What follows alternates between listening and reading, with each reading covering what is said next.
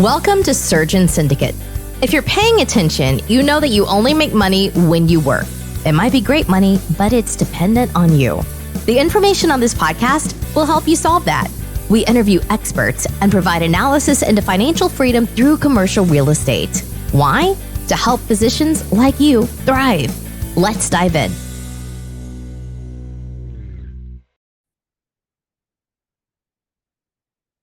Welcome to Surgeon Syndicate. This is your host, Dr. Michael McManus. And today we're just going to do a little review of the news. As we're looking at retail trends and forecasts, some exciting news there for retailers is retail sales in the U.S. have increased 1% month over month in July. I know this doesn't sound like a big number, but previously retail sales had been trending downward or had very slight gains. And this is the biggest increase since January of 2023. Sales are mostly be driven by motor vehicle and part dealers. So things are looking up in the auto industry. But across the board, this is good for people investing in retail real estate. So on the other side of retail real estate, with a lot of the AI we have out there now, we have great tracking of retail foot traffic. These are the things that are tracked through your phone of where you're going. But retail foot traffic has been growing in brick and mortar stores as they remained vital to brands and innovation that's going on to help change what brings people into stores. Some of these have been like community events or brands like Birkenstock having secondhand options within the store. Having curated experiences and pop-up stores within department stores and mixed development where you'll see, kind of a mixture of different stores put together. But all these have just shown how resilient the retail industry has been and why we still see retail vacancies from a real estate standpoint at an all-time low. Looking at things going on in other retail stores. Trader Joe's is releasing some news releases about building both people and stores. The goal here is they're building interpersonal relationships that foster mentorship within the company and within communities. Again, this is from their standpoint, these are things that draw people into Trader Joe's and why Trader Joe's has been doing well and again is a good anchor.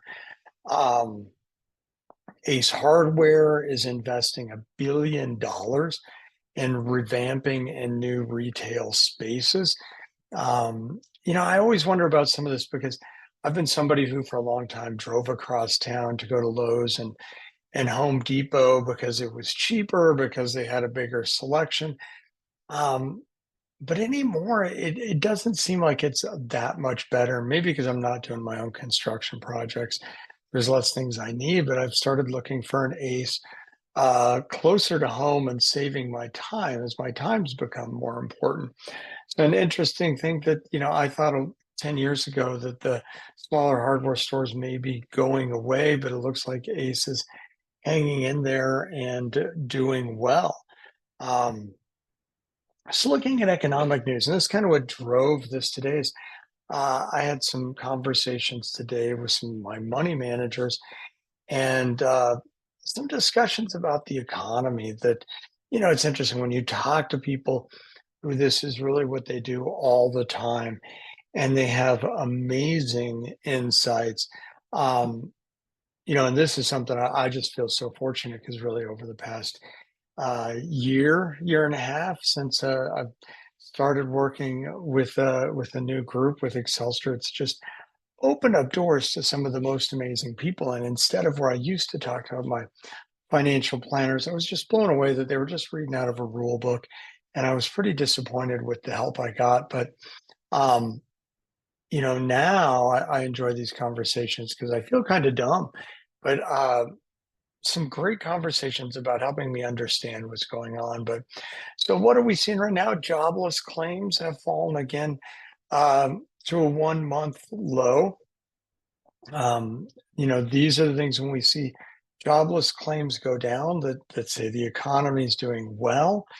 For those looking for changes in interest rates, this is one of the things that may aim towards um, keeping interest rates higher if unemployment's not low, because they're not looking to stimulate. There's a lot of things that go into rates, but this is one of the things I've heard people talking about now in the world where people like to promote there being lower rates. Um, GDP growth highlights. So the US has been one of the strongest advanced economies since COVID-19, though the IMF believes this growth will taper off in 2025 due to slower job growth and tighter fiscal policy. So here we see again tighter fiscal policy. The IMF is thinking that the US is not going to ease. Um, the IMF believes that GDP growth will bottom out in 2024 and pick up in 2025. So their predictions are seeing a slowdown in the US and an uptick in Germany and France. My experience has been is that most of these predictions, you might as well, pull them out of a hat, because they don't, these types of predictions don't tend to be super accurate from what I see. We're seeing consumer inflation edge lower. This is part of our discussion today that, one of the biggest things that we see when you look at CPI, or the Consumer Price Index, one of the bigger weighted things in there is housing costs.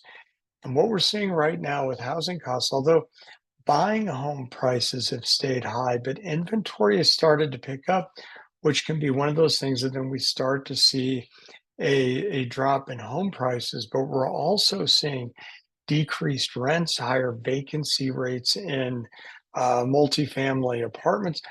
So this is driving down the consumer price index by driving down housing costs. Um, Interesting thing, when we look at single family homes, we're still in this situation where the cost of the average home is way above the ability of the average salary to pay for that home. And right now, I believe the median home price in America, the data from this month says that for the median income, they would have to put 50% of their income towards a mortgage to afford that home. So again, this is one of these things that really, you're not going to find many people who believe this is sustainable. Um, and I believe this is unsustainable enough that when we recently moved, we sold our house. We're going to rent for a while here. The plan was hopefully just for a year, but we'll see. So I'm one of the people kind of cheering to see home prices go lower and see a correction before we start looking to buy again. But I really think this is something to keep an eye out on. From a bigger economic standpoint, is this overall price of housing. As you see housing prices come down, you're going to see the inflation numbers come down, because they're a big part of that. So you could still see increasing prices in other areas, like at the grocery store. But as long as rents are coming down, we'll likely see the CPI decrease. This is one of the things, though, that then pushes towards saying we're likely to see some lower interest rates. The folks I was talking to today strongly believe we're going to see some lower rates. When we talk lower rates, we're not talking mortgages going from 6.5% to 3%. Again, we're talking a few percentage points that for most people is not going to be this major difference in your mortgage. But what we may see is if mortgage rates come down enough that people have been holding onto their 3% mortgage and not wanting to move, we may see some of that come onto the market, and that could drive home prices lower too. So second thing I wanted to look at here is when we look at the industrial market and onshoring, because the industrial market has been doing really well. It's been hot for a while. Warehousing, we've talked about before, last mile stuff with flex space. I've been looking at a lot right now, outdoor industrial storage. And so this industrial market, one of the big things driving it in a lot of areas is this onshoring of manufacturing. We knew for a long time that China was growing, and a lot of it was manufacturing.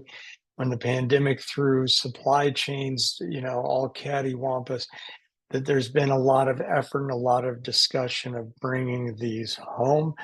There have been big pushes by government, some different plans, the opportunity, what were some of those called here? The Inflation Reduction Act. There was another one to push chip manufacturing in the U.S., which has had a big impact in some states like Ohio. But the things we see as some of this has come in, as some of this, NIMBYism, or not in my backyard. Everybody loves to say, oh, great, there's going to be more jobs, we're going to have more manufacturing. But then when somebody wants to put up a factory that's only a mile from somebody's house, and they're like, well, now I can see this factory from the park and I don't want to look at it. Or there's going to be more people coming to work in the area that causes more congestion. And they're like, I want that factory to be put someplace else. So it's interesting. So a lot of cities, I've seen have been shooting themselves in the foot, that they want to see this growth, but they don't. And the leaders of the community have not been able to convince the community members or express it to them in such a way. Here in Utah, we're seeing some big growth on the other side of the mountain from Salt Lake City going west in this area of Tooele, where there's a lot of new manufacturing going in there. And probably because this is an area that hasn't thrived in the past, but as the metro area has grown and done well, it's one of those areas that they love to see that manufacturing, because now they're starting to really thrive in what was kind of a poor farm town. And when you're living off of farming in an area that's a desert, it doesn't always go so well. So that's something to look for if you're investing in industrial real estate. Keep an eye open for where are communities that want to bring in new industry versus ones that are fighting over it, because the ones that are aligned to bring it in are the ones that are going to do the best. So I hope this has added some value to you. Thank you for joining us today here on Surgeon Syndicate. And we've got some great new interviews getting lined up here. We got our interview schedule getting going. So we should see that over the next couple months. Some really interesting new people to talk to. So check back with us, and we look forward to seeing you soon here on the next time on Surgeon Syndicate. Do you care about paying too much in taxes? And would you like to save more of your hard-earned dollars? Here's what we found. We found that most financial professionals have a one-size-fits-all solution. So the question is, would it make it easier for you to have someone tailor your tax solutions to your individual needs so you can keep more of your money and do what you want with it? That is exactly what we do at 𝐥𝐸𝐿. As surgeons, we know the difference between routine surgery versus life-threatening interventions. And I want you to know that I've used Eunicia and her team for my personal financial intervention, and I love the results. I would do you a disservice if I didn't recommend them to you. We'd love to help you, so let's jump on a call and see how we can collaborate. Simply go to www.𝐥𝐸𝐿.com/McManus and book your free call today. This has been an episode of Surgeon Syndicate. If you got value from this episode, you know other surgeons are hungry to become job optional, and you can help them by sharing this content today. Schedule a call and we can make a plan. Looking forward to having you with me on the next episode.